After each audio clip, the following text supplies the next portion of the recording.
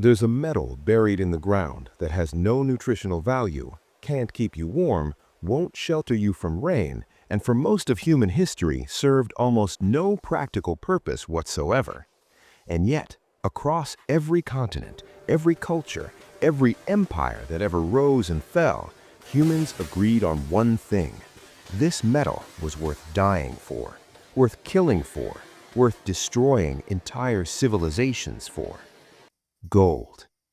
But here's what nobody tells you. Gold becoming money wasn't inevitable. It wasn't logical. And the reason we still measure wealth in gold bars locked in underground vaults has nothing to do with economics and everything to do with a series of accidents, obsessions, and one very specific problem that plagued ancient humans: the problem of trust. Let's go back, 6,000 years back. You're a farmer in Mesopotamia. You've just harvested more grain than your family can eat. Your neighbor has sheep. You want a sheep. He wants grain. Simple, right? You trade. This works until it doesn't. Because what happens when you want a sheep, but your neighbor doesn't want grain? He wants tools, and the toolmaker doesn't want grain either. He wants cloth, and the weaver wants fish, and the fisherman wants grain, but he's 3 villages away, and by the time you walk there, your grain has rotted. This is called the double coincidence of wants problem, and it made early trade almost impossible. So humans did what humans do. We invented something, a middleman object, something everyone wanted, something that wouldn't rot, something you could trade for anything. The first versions were terrible: cowrie shells, cattle, salt. These worked for a while, until someone realized you could just breed more cattle, dig up more shells, or evaporate more seawater. The supply wasn't fixed, so the value wasn't stable. Enter metals: copper, bronze, silver. Better, harder to produce, but still possible to mine in large quantities. Then someone discovered gold, and gold had a problem. Or rather, gold didn't have problems. It didn't rust, didn't corrode, didn't decay. You could bury it for 1,000 years and dig it up looking identical. It was scarce. Mining it required enormous effort. You couldn't fake it. You couldn't breed it. And it was soft enough to melt and shape, but hard enough to last. But here's the twist. None of that mattered at first. Gold became valuable because it was shiny. Literally, that's it. It caught light. It looked like the sun. Ancient cultures worshipped the sun, so they worshipped gold. They put it on their kings, their gods, their temples. Then someone had an idea. If everyone wants gold for religious reasons, gold has value.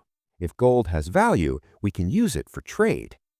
The Lydians, in what's now Turkey, around 600 BC, minted the first standardized gold coins. They stamped them with official marks, guaranteed weight, guaranteed purity. Suddenly, you didn't need to trust the person you were trading with. You just needed to trust the coin. This changed everything. Empires rose on it. Rome paid its soldiers in gold coins called arii. The soldiers spent them. The merchants accepted them. The economy expanded. Gold became synonymous with wealth, with power, with legitimacy. But here's where it gets strange. For all of human history, up until 91 years ago, gold wasn't just valuable, it was money, actual official currency. If you had a paper bill, that paper represented a specific amount of gold sitting in a vault somewhere. You could, in theory, walk into a bank and exchange your paper for the actual metal. This was called the gold standard, and for a long time it worked. It kept governments honest. You couldn't just print infinite money because you didn't have infinite gold. Every dollar, every pound, every franc was backed by something real, something scarce, something you couldn't create out of thin air. Until 1933. The Great Depression hit. Banks collapsed. People panicked. They rushed to exchange their paper money for gold. The U.S. government, terrified, made private gold ownership illegal. They confiscated it, forced citizens to sell their gold to the government at a fixed price.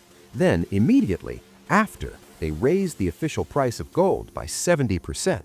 Overnight wealth transfer from citizens to the state. But the gold standard limped on internationally until 1971. August 15th, President Nixon appeared on television and announced that the United States would no longer convert dollars to gold. He called it temporary.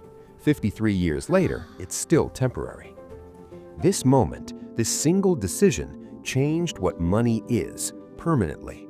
Because now, for the first time in thousands of years, money wasn't backed by anything physical. It was backed by trust. Trust in the government, trust in the system, trust that the paper would still be worth something tomorrow. Most people didn't notice. The dollars in their wallets looked the same, but something fundamental had shifted. The anchor was gone.